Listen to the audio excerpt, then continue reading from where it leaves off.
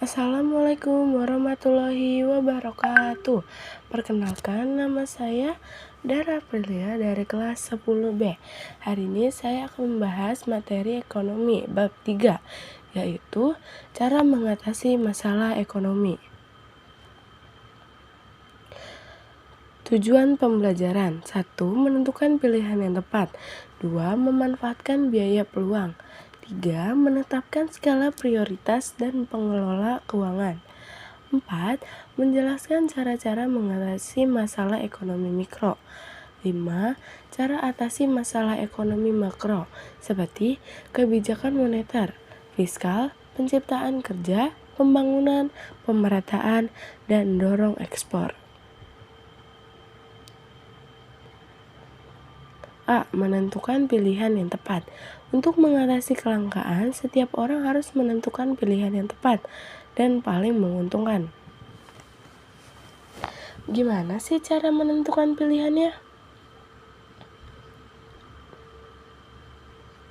B. Memanfaatkan biaya peluang. Biaya peluang adalah segala sesuatu yang dikorbankan untuk mendapatkan sesuatu. Biaya peluang dapat menjadi dasar pilihan. C. Skala prioritas dan pengelolaan keuangan. 1. Skala prioritas kebutuhan yang lebih penting harus didahulukan pemenuhannya daripada kebutuhan lainnya. Prioritas 1, yaitu kebutuhan primer dan kebutuhan sekarang. Prioritas 2, kebutuhan sekunder dan kebutuhan masa depan. Prioritas 3 adalah kebutuhan tersier. 2. Pengelolaan keuangan dapat dilakukan dengan cara: 1. Membuat pembukuan keuangan. 2. Memonitor dan mengevaluasi secara berkala. 3.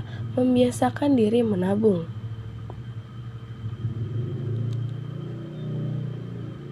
D. Mengatasi masalah ekonomi mikro. Insurance, yaitu 1. Menentukan pilihan yang tepat untuk mengatasi masalah kelangkaan. Contohnya, memilih faktor produksi tenaga kerja. 2. Bersinergi antar pelaku pasar dan industri untuk membentuk satuan yang lebih besar. Contohnya, kerja antara Nokia dan Microsoft. Setelah itu ada diversification, yaitu 1.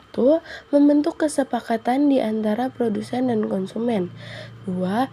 Menggunakan teknik analisis ekonomi mikro. 3. Pemanfaatan analisis biaya peluang dalam rangka menentukan pilihan.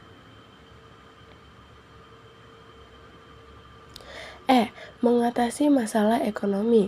1. Kebijakan moneter. Kebijakan yang dirancang pemerintah dalam rangka memenuhi jumlah uang yang beredar untuk memperbaiki kinerja perekonomian. Contohnya, menurun suku bunga. 2. Kebijakan fiskal. Kebijakan yang bertujuan mempengaruhi jumlah pengeluaran dan penerimaan pemerintah, contohnya sektor perpajakan. 3. Kebijakan dengan arah harga barang murah dan bermutu. Kebijakan dengan arah harga barang murah dan bermutu, contohnya pemerintah menyediakan infrastruktur jalan yang baik. F. Sistem ekonomi sebagai solusi masalah ekonomi. 1. Sistem ekonomi tradisional. Sistem ekonomi yang diterapkan oleh masyarakat tradisional adalah: 1. Teknik produksi mempelajari secara temurun. 2. Modal sedikit.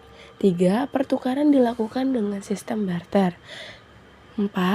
Belum mengenal pembagian kerja. 5. Terikat tradisi. 6. Tanah merupakan tumpuan kegiatan produksi dan sumber kemakmuran. 2. Sistem ekonomi komando, yaitu peran pemerintah sangat dominan, sedangkan peran masyarakat atau peran swasta sangat kecil. Ciri-cirinya adalah: 1. Alat dan sumber daya produksi dimiliki dan dikuasai negara. 2. Rakyat tidak bebas memilih pekerjaan. 3. Kebijakan perekonomian diatur oleh pemerintah. 3. Sistem ekonomi pasar. Sistem ekonomi di mana kegiatan ekonomi, produksi, distribusi, dan konsumsi dilakukan oleh swasta. Ciri-cirinya adalah 1. Sumber produksi menjadi milik masyarakat. 2. Pemerintah tidak ikut campur tangan secara langsung dalam kegiatan ekonomi. 3. Masyarakat terbagi atas 2 golongan, yaitu pemberi kerja dan penerima kerja. 4. Timbul persaingan dalam masyarakat. 5.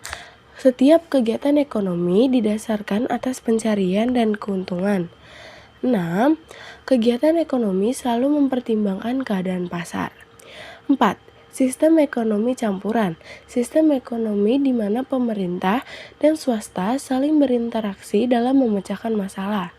Seperti contoh di bawah ini, orientasi sistem pasar beberapa negara.